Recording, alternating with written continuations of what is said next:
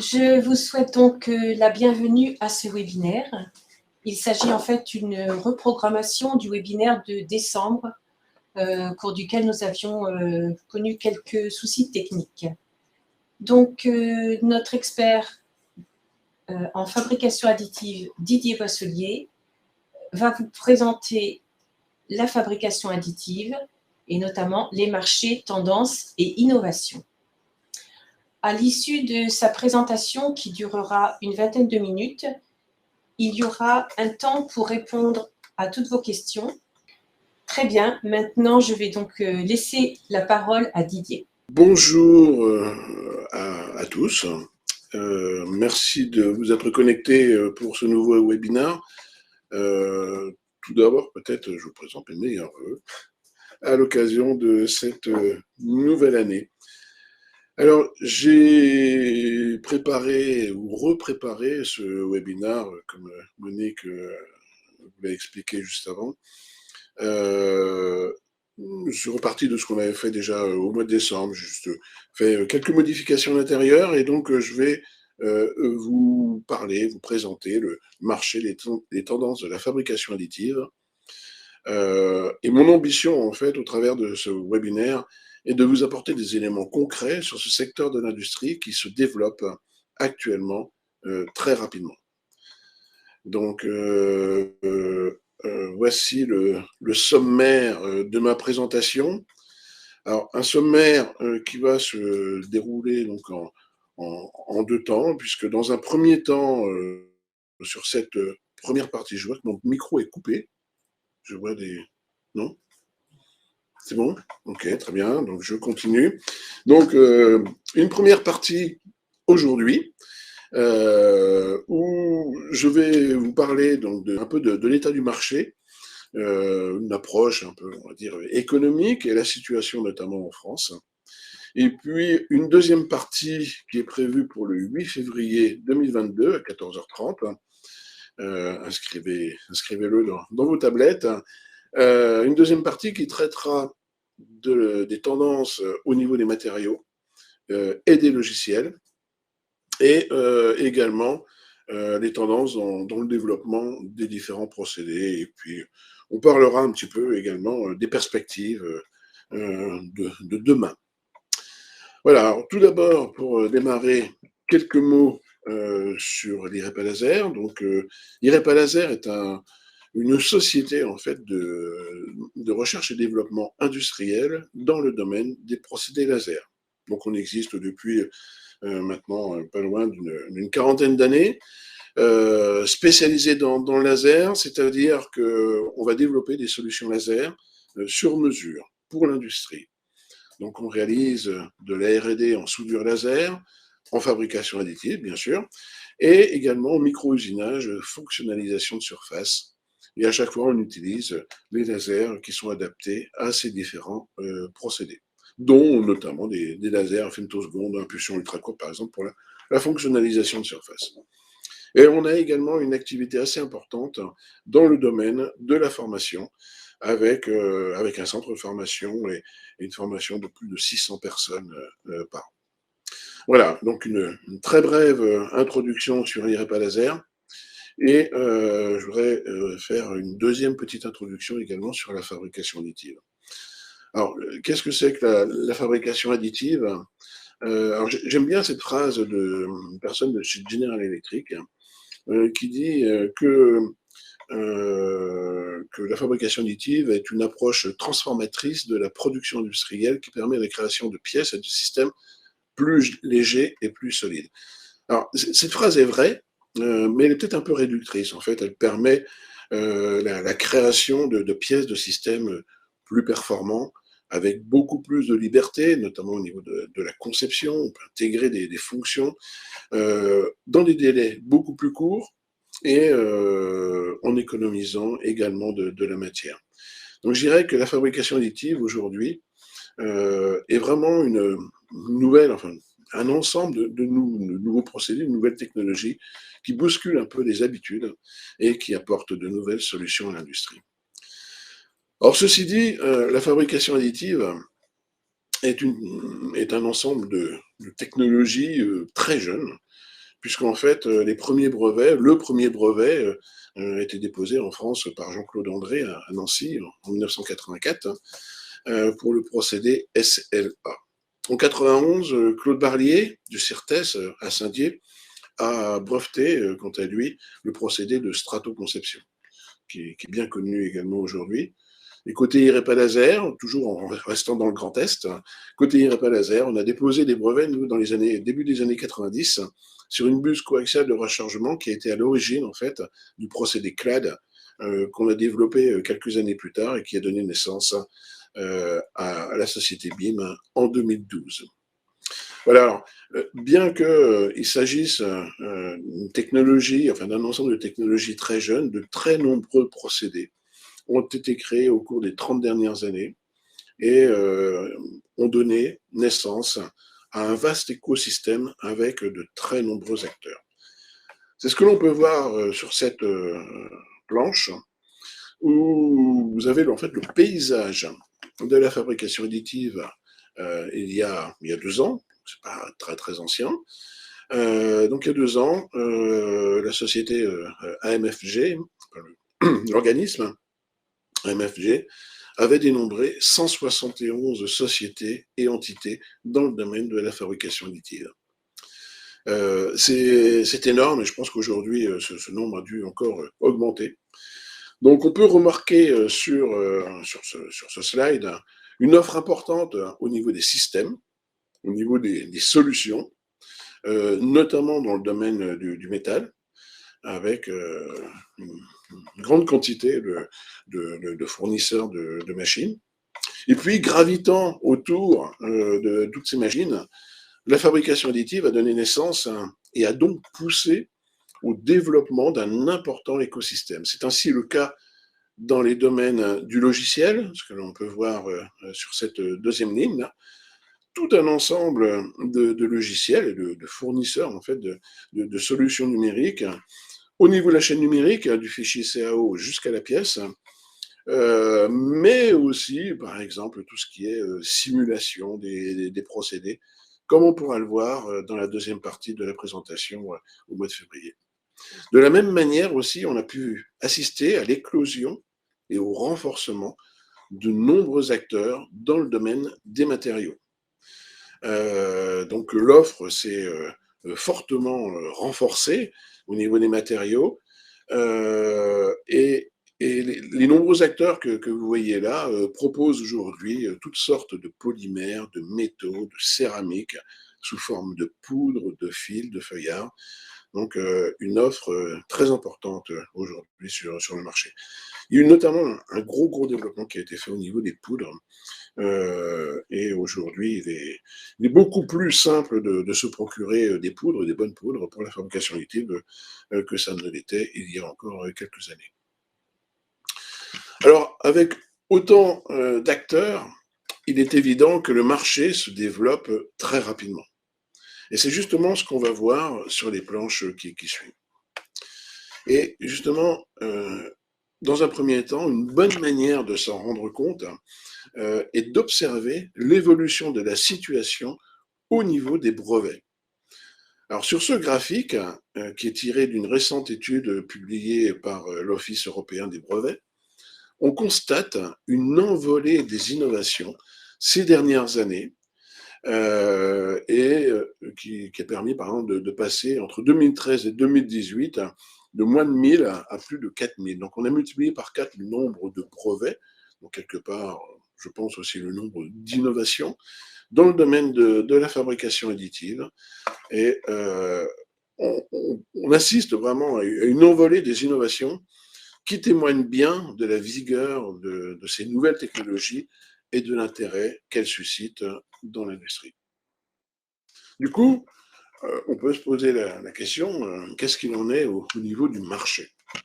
Alors évidemment, il est toujours difficile d'évaluer le marché et les analystes ne sont pas tous d'accord entre eux. On trouve des différences assez importantes. Hein. Suivant les analystes, on peut trouver des détails de marché entre 5 et plus de 10 milliards d'euros aujourd'hui.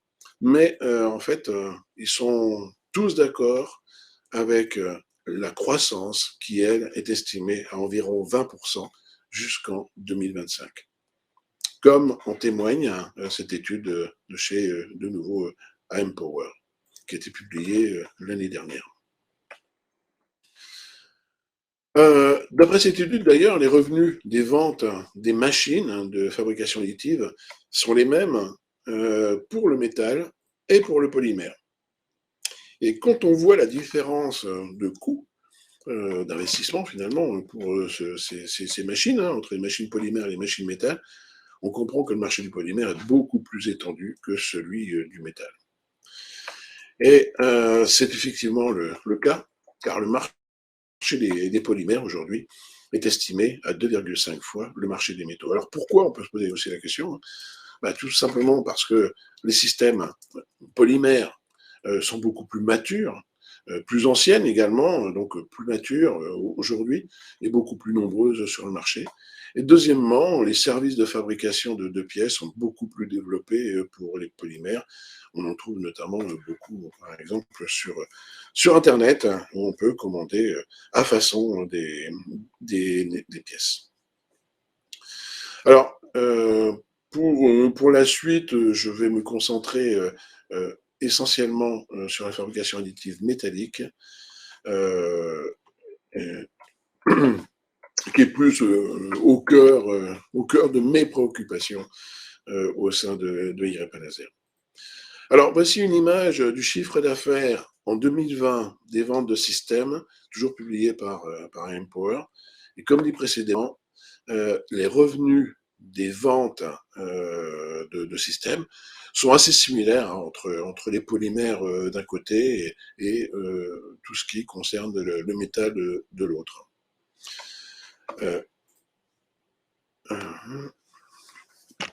Et on voit que le marché est dominé par le procédé PBF, donc PBF signifiant Powder Bed Fusion, et que ce soit dans le domaine du métal, mais également dans le domaine du polymère. Donc avec ce système PBF, on est bien au-delà des 50% finalement de part de marché. Alors, on peut se poser la question, je vais le repréciser pour tous les auditeurs. Le PBF, Powder Bed Fusion, est un procédé qui consiste à fondre couche par couche une pièce dans un bain de poudre, comme on peut le voir. Ah. Eh bien, ça ne marche pas. Parce que j'ai le pointeur. Pour changer le pointeur. Non, mais tant pis. Donc, normalement, sur cette animation, on voyait le procédé de fabrication PBF sur une animation que vous pouvez trouver d'ailleurs sur le net, qui a été publiée par Adobe, la société française justement qui fabrique ce genre de machine. Et donc, c'est un procédé qui consiste à fondre couche par couche dans un bain de poudre avec un laser ou un faisceau d'électrons, une couche de poudre, et dès qu'on a fondu une première couche de poudre, suivant évidemment une trajectoire qui est pilotée par un ordinateur et qui représente une couche, une strate, si vous voulez, de la pièce à fabriquer, le piston qui supporte cette couche descend et un racleur ou le rouleau vient déposer, racler une nouvelle couche là-dessus, et ainsi de suite. Et donc, le système fond une nouvelle couche, etc., jusqu'à temps de récupérer la pièce en sortie de machine. Voilà pour le procédé PBF. Dans le domaine du métal, qu'est-ce qu'on va trouver d'autre comme procédé? On va trouver le procédé DED. Alors, les procédés DED, donc DED pour Directed Energy Deposition, donc il y a tout un ensemble de procédés qui consistent non pas à travailler dans un bain de poudre, mais à déposer de la matière, une matière qui est injectée dans une source d'énergie. C'est pour ça qu'en français, les procédés DED ont pour nom dépôt de matière sous énergie concentrée. Donc, on va utiliser un laser, on peut utiliser un faisceau d'électrons, mais on peut utiliser également un arc électrique. Et ceci va venir fondre de la poudre ou du fil et donc déposer et construire couche après couche, cordon après cordon, la pièce. Donc, deuxième procédé, procédé BBF, dont j'ai parlé avant, Powder Bed Fusion. Un troisième procédé également dans le domaine du métal, un procédé moins connu aujourd'hui, mais qui est en plein développement. C'est le BJ, donc le Binder Jetting, donc un jet de liant. Alors finalement, c'est un peu une combinaison des deux procédés précédents. On travaille dans un bain de poudre, et on va venir déposer un liant avec une tête, comme une tête d'impression jet d'encre. Donc on dépose un liant, et ce liant est déposé uniquement à l'endroit des différentes couches de matière. À la fin, on va récupérer une pièce qui est finalement un assemblage entre des grains de métal et un liant. Et cette pièce va passer ensuite dans un four pour être fritée, pour être déliantée. Donc on retire le liant, on vient friter la pièce, donc fondre les grains les uns sur les autres avec une température et une pression. Voilà, on va dire les trois procédés principaux. Il y en a d'autres qui commencent à arriver aussi sur le marché, mais on va dire les trois procédés principaux dans le domaine de la fabrication additive métallique. Et donc qui représentent quasiment 50% des ventes de systèmes. Alors, qu'en est-il au niveau de la répartition des ventes de systèmes par secteur d'activité? Alors, voici un diagramme de cette répartition des ventes de systèmes qui est toujours tiré de cette étude à Empower, qui est très très intéressante. Ce qui est intéressant de voir là-dedans, c'est que finalement, le premier secteur d'activité, et même peut-être contrairement à ce qu'on pourrait croire, c'est le médical. Donc le médical, l'industrie médicale de la santé apparaît comme étant le leader de l'industrie de la fabrication additive. Alors c'est vrai qu'il y a beaucoup, beaucoup d'exemples, même des exemples qui sont très proches de nous, hein. Par exemple, les audioprothèses, notamment des sociétés françaises qui fabriquent ces audioprothèses, donc qui sont finalement, alors j'allais dire moulées, mais qui sont fabriquées en respectant la morphologie de l'oreille de chaque patient. Un autre exemple avec une société française qui est un peu un leader sur le marché, avec des aligneurs dentaires que fabrique la société Prodways. Tout ça, c'est en polymère. On voit aussi beaucoup de choses dans le domaine du médical, au niveau des orthèses, par exemple, ce type d'orthèse pour tenir le cou, une orthèse cervicale, ou y compris des prothèses implantables, comme cette pièce, qui est une pièce, un rachis, qui est en fait implanté au niveau de la colonne vertébrale. Bon, beaucoup d'applications, surtout en polymère, et qui tirent profit en fait de l'avantage que procure la fabrication additive, de pouvoir faire de la fabrication personnalisée, adaptée à la morphologie du patient. Alors, on retrouve justement la trace de ce premier marché au niveau des brevets, pour lesquels la santé est le premier secteur concerné. Alors j'espère que ce slide passe bien pour vous, que vous voyez bien, mais la première ligne ici, c'est donc toujours tiré de cette étude de l'Office européen des brevets. La première ligne ici concerne la santé, et avec en 2018, très exactement, 907 brevets qui ont été déposés. Et le deuxième secteur est le secteur de l'énergie.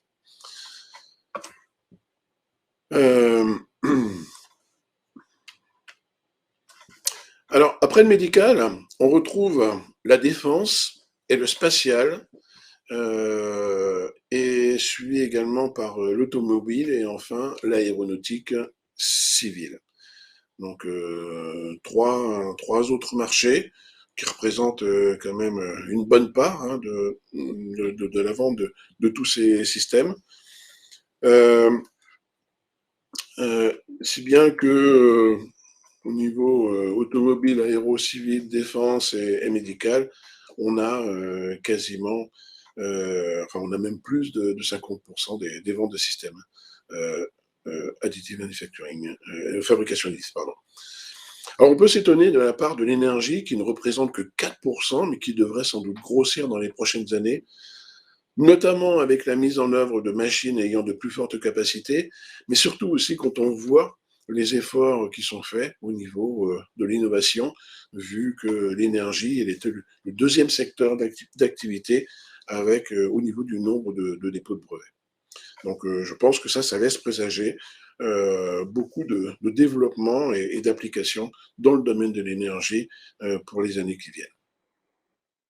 Alors, on peut faire un décompte des fabricants de systèmes.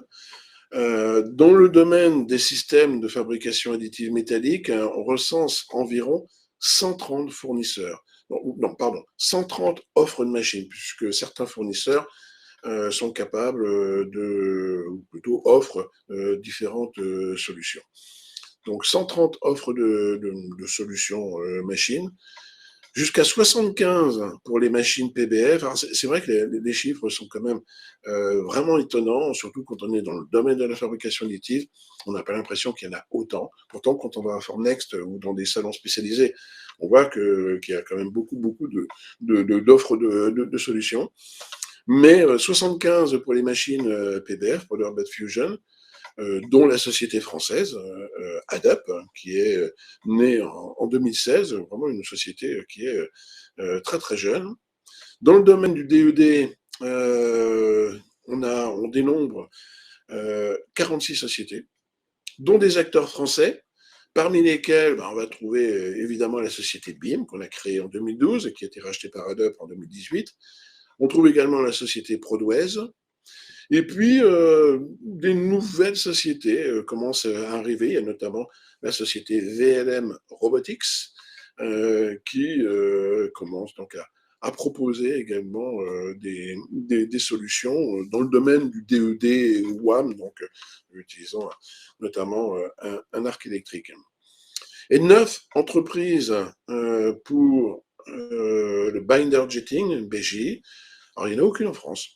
C'est un peu dommage, mais ce nombre devrait croître dans les prochaines années en fonction du potentiel de cette technologie, notamment pour les petites pièces et la production de masse, qui évidemment intéresse beaucoup le secteur automobile, entre autres. Si on rentre un peu plus dans le détail, on peut nous nombrer jusqu'à 66 fabricants pour les machines, donc laser PBF, donc du Powder Bed Fusion avec une fusion par laser. C'est un chiffre vraiment colossal, hein, qui est tout à fait en lien avec les observations qui ont été faites précédemment sur les parts de marché de chacune des technologies. Et à cela s'ajoutent également 9 sociétés dans le domaine donc, du faisceau d'électrons Powder Bed Fusion. Donc on vient fondre la poudre avec un faisceau d'électrons. Et des sociétés qui sont apparues assez récemment, notamment depuis que le brevet de la société Arcam est tombé dans le domaine public.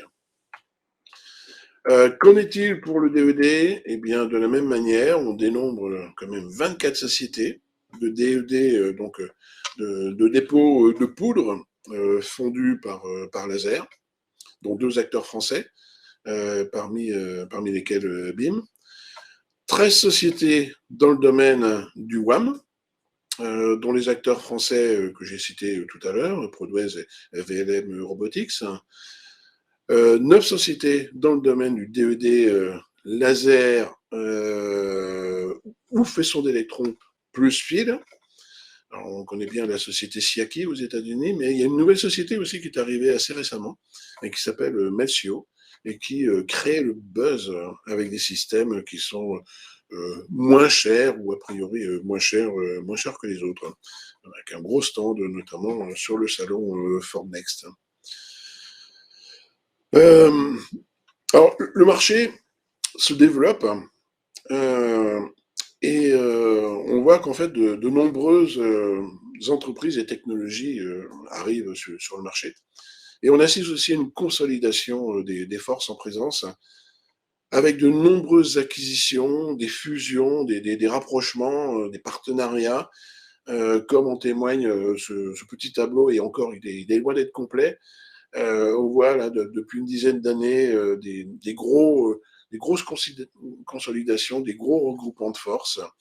GE, General Electric, qui a fait son marché dans les années 2016-2017, en rachetant Arcan, Concept Laser et Geonix aussi dans le domaine du logiciel. On voit aussi Adobe qui a fait de même en rachetant BIM et Polyshep, etc., etc. Trumpf aussi, qui a acquis Sysma, un Italien.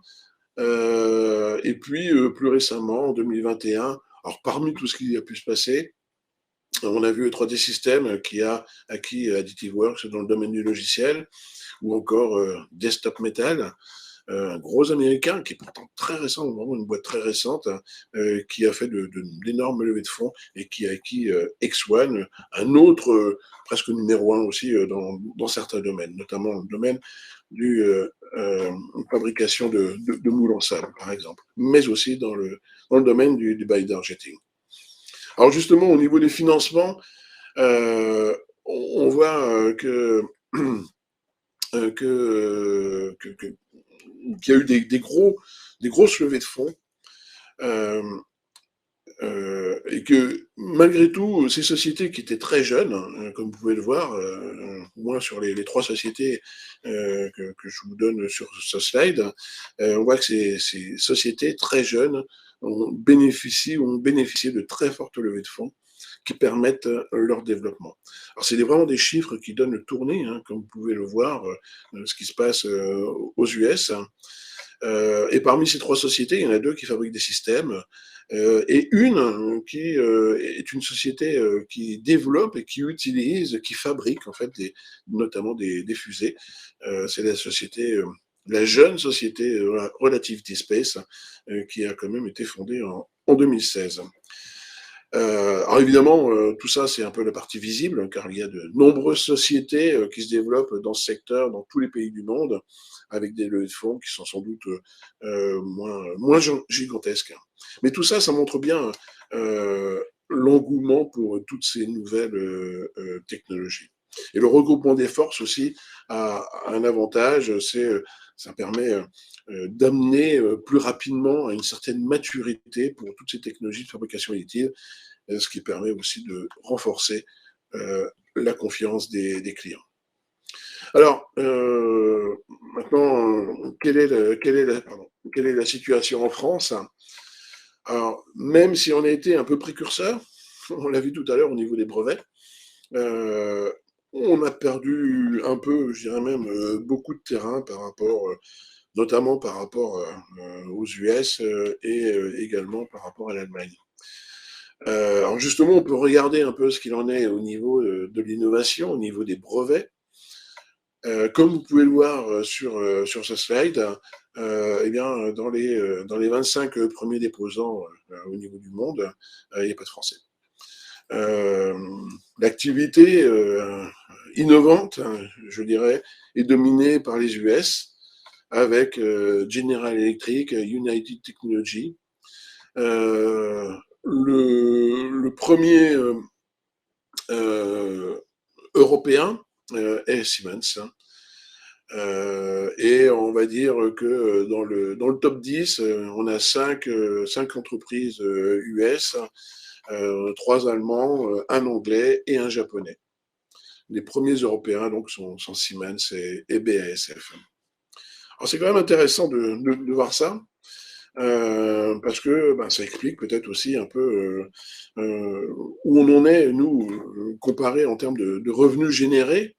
En fait, en France, les revenus générés par le marché de la fabrication additive, estimés, on le dit bien, en 2019, donc c'est des chiffres que j'ai pu récupérer notamment au sein de France Additive, l'association qui regroupe les acteurs du monde de la fabrication additive en France.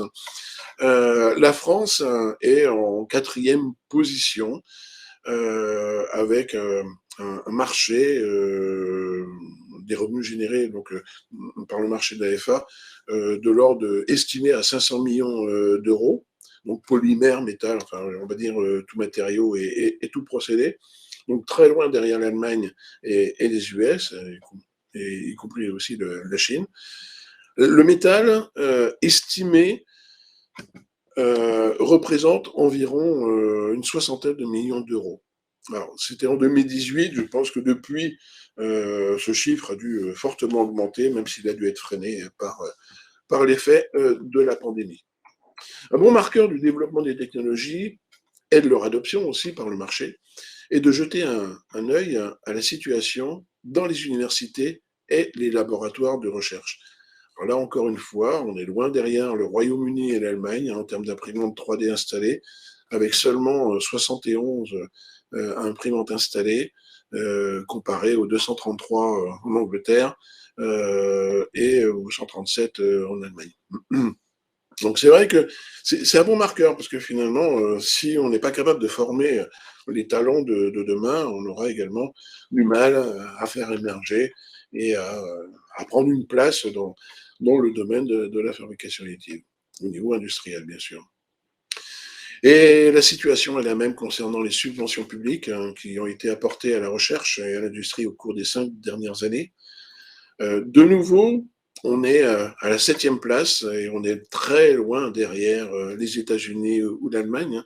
Si on compare sur la période 2015-2020, on a eu des financements de l'ordre de 80, enfin moins de 100 millions d'euros, comparé aux 1 à 3 milliards de dollars aux États-Unis. Donc on est vraiment très très loin des financements US, donc ils sont 20 à 30 fois les financements français.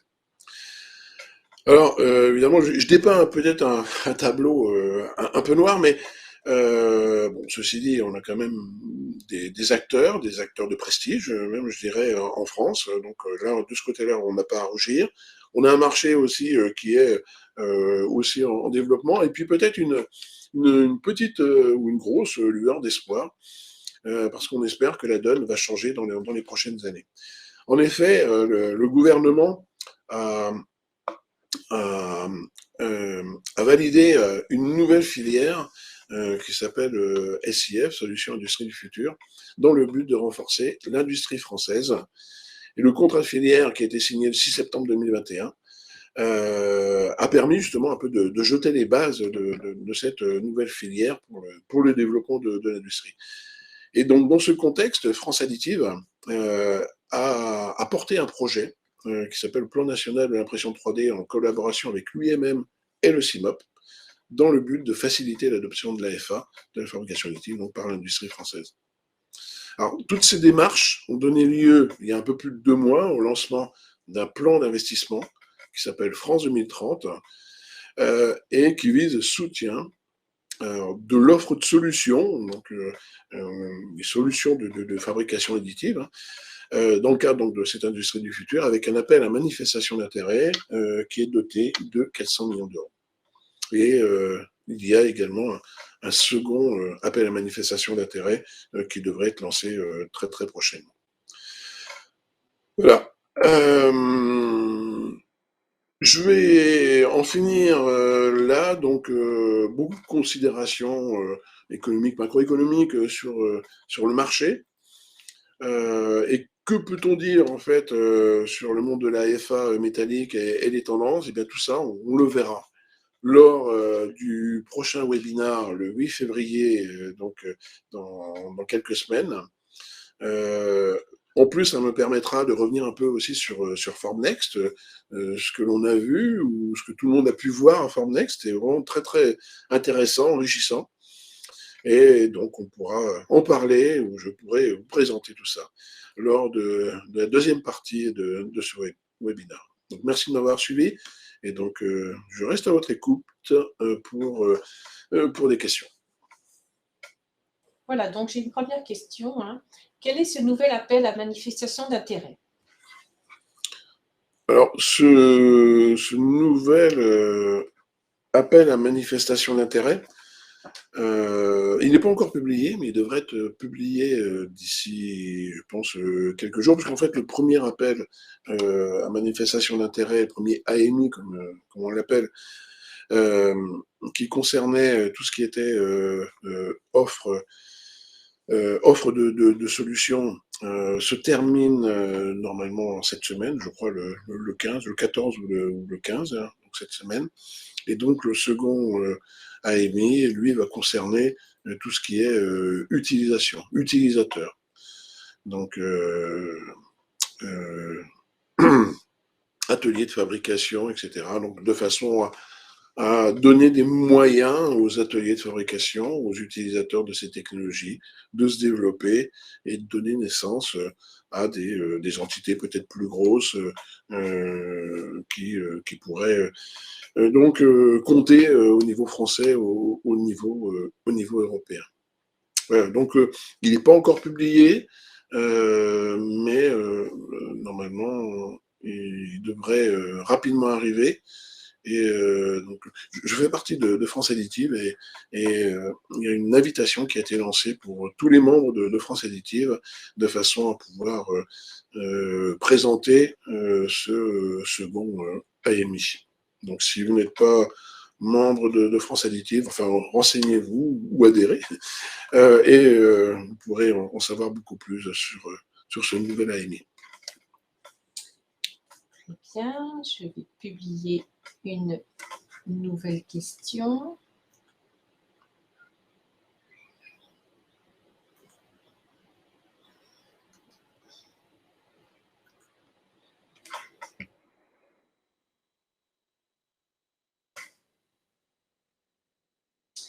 Vous avez écrit DED et WAM. Est-ce que l'on ne peut pas considérer le WAM comme faisant partie de la famille DED? Alors, tout à fait.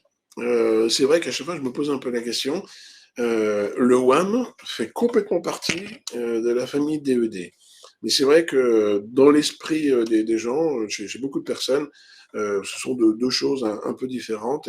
Et donc, j'ai voulu justement euh, bien indiquer que quand je parlais de DED, je parlais également du WAM. Voilà. Mais c'est vrai que le WAM fait partie du DED, puisqu'on est sur du dépôt de matière sous énergie concentrée. Donc, dépôt de matière, c'est du fil. Et l'énergie concentrée, c'est un arc électrique ou un plasma. Donc, on est tout à fait dans le domaine du DED avec le WAM. Une nouvelle question. Il est surprenant de voir que l'aéronautique civile ne représente que 8% du marché des ventes de systèmes. Avez-vous un commentaire à ce sujet? Alors, peut-être reprendre effectivement.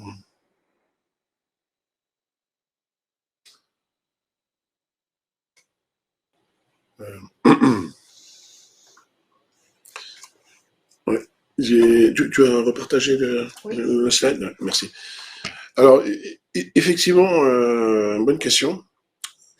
On voit sur ce graphique que l'aérocivil, en effet, ne représente que 8%, moins de 10%, alors que l'automobile en représente 11% et Defense and Space en représente 15%. Donc c'est vrai que ça peut paraître un peu bizarre.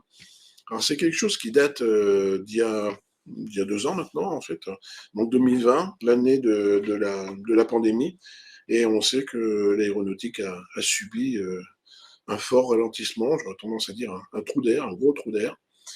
Et en fait, la situation n'a pas été complètement comblée par les autres industries qui n'étaient pas encore prêtes. Et voilà, c'est, on va dire, une réduction finalement de tout ce qui se passait dans le domaine aéronautique, alors que pourtant, auparavant, l'aéronautique a toujours été un secteur d'activité qui tire l'innovation, qui pousse en fait à l'émergence de nouveaux procédés, qui est toujours avec un temps d'avance. Bon, c'est intéressant quand même de voir ça et de se dire que derrière, les constructeurs qui ont peut-être moins vendu, où il y a eu moins d'activité dans le domaine aéronautique, ça peut pousser aussi un peu les constructeurs à innover sur d'autres secteurs. Je pense que on a vu apparaître sur le marché des nouvelles machines, des machines beaucoup plus grosses par exemple, qui pourraient intéresser fortement le secteur de l'énergie. Je pense que le secteur de l'énergie est un secteur qui effectivement va beaucoup se développer dans les années qui viennent.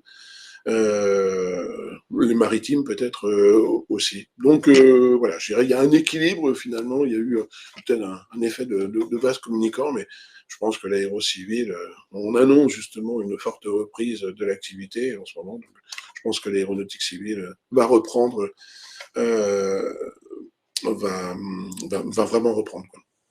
Voilà. Est-ce que tu as d'autres? Oui, j'ai encore une nouvelle question. Comment jugez-vous l'engagement de la France dans le marché de l'additive manufacturing spatial, les joueurs les plus importants? Bah, au niveau de la fabrication additive dans le domaine du spatial, on a une forte activité en France, hein. Ariane Group fait fabriquer de nombreuses pièces en fabrication additive, alors que ce soit en France, mais également dans les autres pays européens, et notamment aussi en Allemagne. Il y a beaucoup de sous-traitants en fabrication additive. Alors là, je parle surtout métallique, hein, bien sûr, donc qui ont beaucoup d'activités, notamment avec Ariane Group, hein. Alors c'est sûr, quand on regarde ce qui se passe aux États-Unis, on s'aperçoit que il y a une très très grosse activité là-bas, avec notamment la société Relativity Space dont j'ai parlé tout à l'heure, qui, comme vous pouvez le voir, qui a fait des levées de fonds jusqu'à maintenant de 562 millions de dollars, ce qui est absolument gigantesque, et qui se développe très très vite avec la fabrication directement à la fois des moteurs, mais également du corps des fusées. Je vous invite à aller voir sur le net toutes les vidéos qu'ils ont pu publier là-dessus, où on voit des systèmes gigantesques en train de fabriquer le corps, les réservoirs en fait de fusées d'un seul bloc. Donc, les acteurs les plus importants, pour reprendre la question, les joueurs les plus importants aujourd'hui, je crois qu'ils sont plutôt côté États-Unis. Mais bon, aujourd'hui, il y a beaucoup de développement en France et en Allemagne. Et je sais que Ariane Group travaille beaucoup justement à développer de nouvelles solutions pour des moteurs moins chers, ce qui est un peu le nerf de la guerre, notamment au niveau du spatial.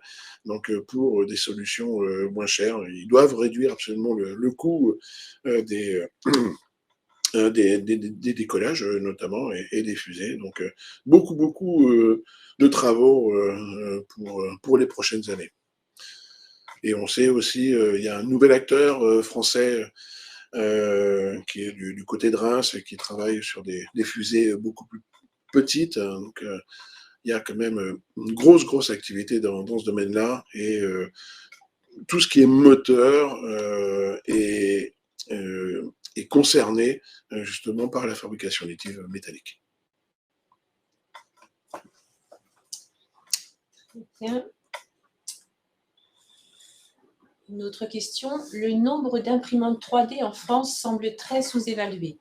Il y a des usines qui se sont montées, comme Safran, et aussi de nombreux prestataires de fabrication additive. Quelle est la source? Le nombre... Je n'ai pas donné en fait le nombre de... Le nombre d'imprimantes Non. 3D en France. Non, le nombre d'imprimantes 3D que j'ai donné là, c'est dans les universités et dans les laboratoires. Donc, c'est pas du tout au niveau industriel. Simplement, au travers de ce benchmark des investissements dans les laboratoires universitaires, je voulais simplement montrer un petit peu peut-être un retard, je ne sais pas s'il a été comblé depuis, mais un retard qu'on avait par rapport à d'autres universités, notamment en Europe. Et justement insister sur le fait qu'on avait besoin également de ces technologies, de ces nouvelles technologies, y compris dans les écoles et dans les universités, de façon à pouvoir former les talents de demain.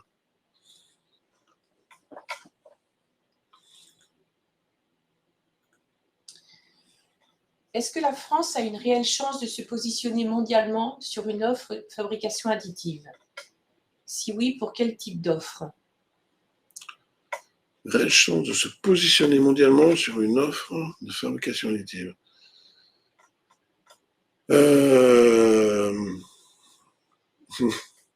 Oui, Oui, oui, je pense qu'il y a, il y a beaucoup de développement, alors évidemment de par le monde, mais il y a beaucoup de développement aussi en France. On est quand même très actifs. On a beaucoup de sociétés. Déjà, enfin, il commence à y en avoir de plus en plus, des sociétés, des fournisseurs.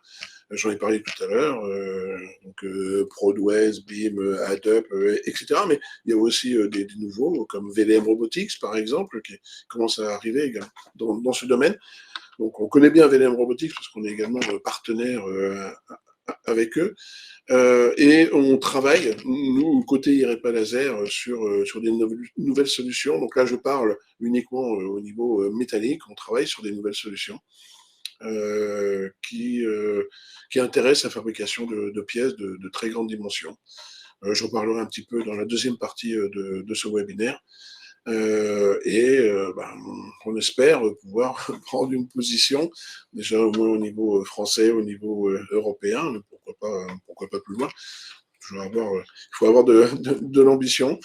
Et puis, ben, côté PBF, on a quand même la société AddUp qui est un acteur connu et reconnu dans ce monde-là, avec des solutions industrielles qui font leurs preuves. Donc, oui, je pense que la France, euh, la France est peut-être, et surtout avec toutes les aides qui ont été apportées, la France est en train de, j'espère, ou va rattraper son retard. J'ai une dernière question. Mhm. On parle beaucoup de réindustrialisation de la France. Est-ce que la fabrication additive y a un rôle important à jouer et en voit-on déjà des effets concrets? Alors effectivement, et ça a notamment été dit, affiché dans le contrat de filière dont j'ai parlé tout à l'heure au niveau de Solutions Industrie du Futur. Euh, oui, la fabrication additive a un rôle à jouer dans la relocalisation. Euh, je vais prendre un exemple. Fabriquer de très grandes pièces ben, permet peut-être de relocaliser la fabrication de gros éléments qui étaient sous-traités ailleurs qu'en France, en Europe, voire même dans les pays plus lointains. Euh, Peut-être que ces nouvelles solutions sur lesquelles on participe au niveau du développement permettront de relocaliser de relocaliser en fait cette partie de l'industrie. Et ça, c'est un exemple dans le domaine métallique.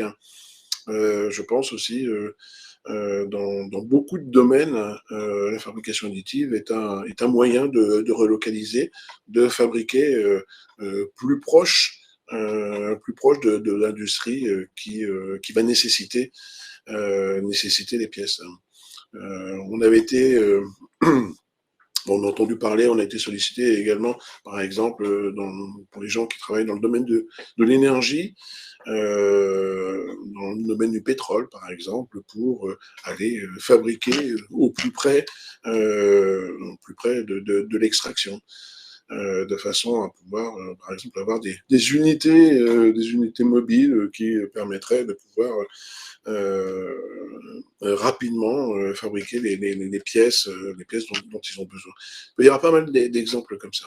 Oui, je suis absolument convaincu que la fabrication additive est un moyen de relocaliser l'industrie. Bon, j'ai une petite question qui est arrivée entre-temps. La fabrication additive est-elle adaptée et compétitive aux outillages de formage à chaud et traitement thermique?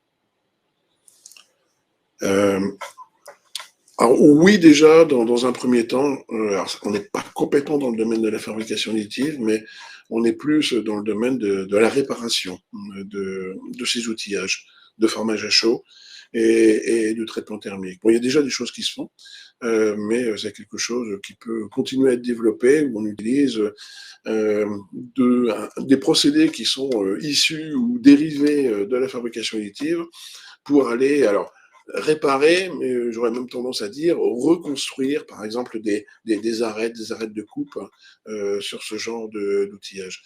C'est quelque chose qui peut être très intéressant. Ensuite, pour la partie du moule complète, ça peut être intéressant. Maintenant, dans ces moules, bien souvent, on trouve des circuits de refroidissement et on est sur des pièces qui sont très massives, de très grande taille.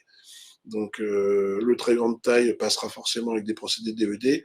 Et avec les procédés DVD, on aura peut-être du mal à faire des canaux de refroidissement ou des formes complexes à l'intérieur de ces moules. Donc, je pense que ça peut être intéressant sur des petits moules, faits par exemple avec des procédés PBF, hein, et sur les gros moules, je serais plutôt d'avis d'utiliser ce genre de procédé pour tout ce qui est réparation et reconstruction. D'autres questions? Merci Didier, on va passer à la conclusion. Oui.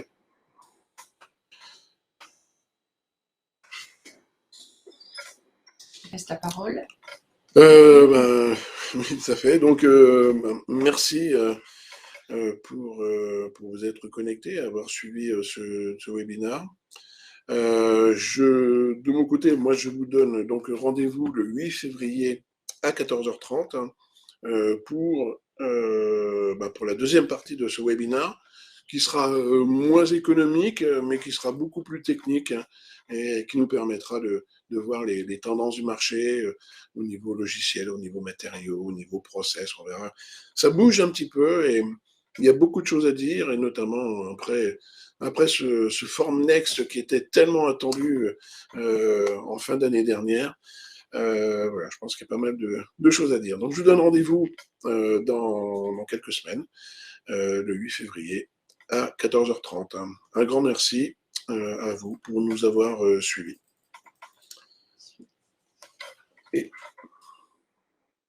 Très bien, écoutez, moi aussi, je vous remercie d'avoir participé au webinaire.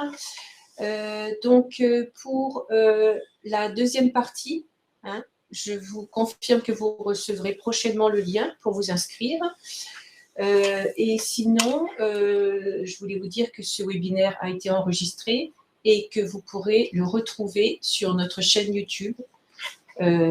Donc, n'hésitez pas à vous abonner à la chaîne pour recevoir toutes les notifications et visionner nos dernières vidéos. Je vous remercie, je vous souhaite une bonne journée et à bientôt. Bonne journée, à bientôt, au revoir.